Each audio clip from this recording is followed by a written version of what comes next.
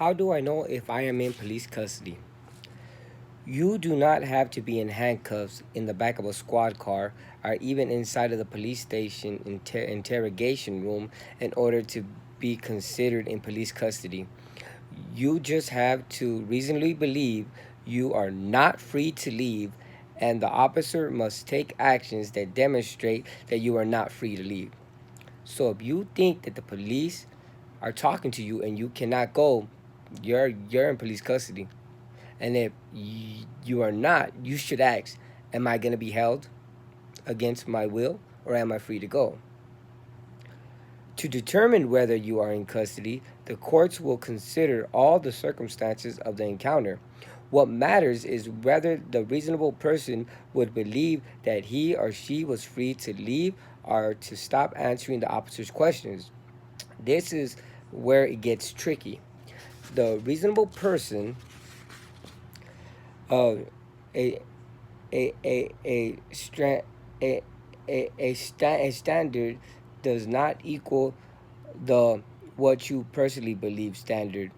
According to the courts, a reasonable person would not believe they are in custody where they have not been handcuffed or restrained, have been told they are not under arrest, are free to leave, have not been threatened with arrest, the officer have not brandished any weapon, and the person has been left unattended during the course of the interaction.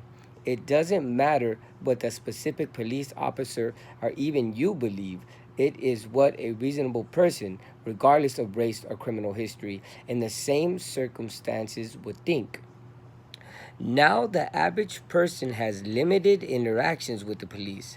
As a result, they are more likely to be intimidated by and submissive to an officer's authority.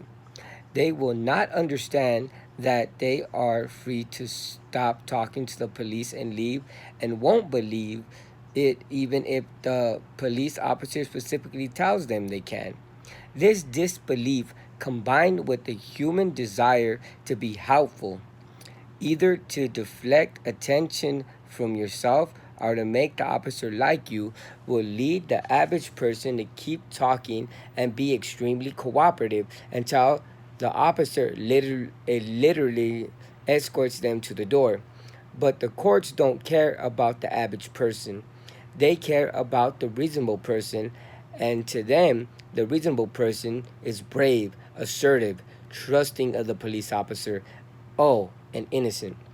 That's the standard to which you will be held, regardless of your personal history or experience with law enforcement.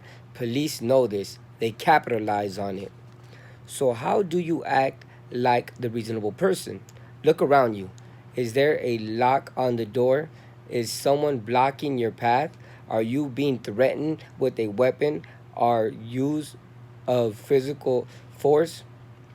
Above all, be direct. Ask the officer the following question: 1. Am I free to go now? If yes, you are not in custody. 2. Do I have to speak to you? If no, you are not in custody. 3.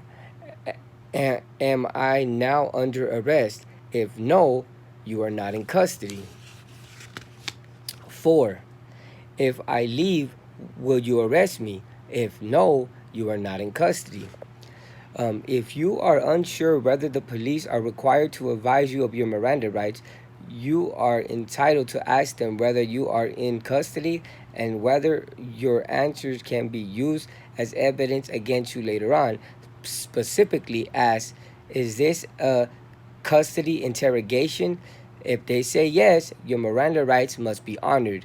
If they say no, this is not a custody interrogation and you could walk away. Police have the right to arrest and jail you without formally charging you, but under what's known as habeas corpus, Latin for bring the body, the police cannot hold you indefinitely without charging you with a crime or presenting you to a judge to set bail or bond. Although the exact length of time varies among states, the police generally cannot hold you longer than 48 hours. If they hold you longer, it may be a constitutional violation.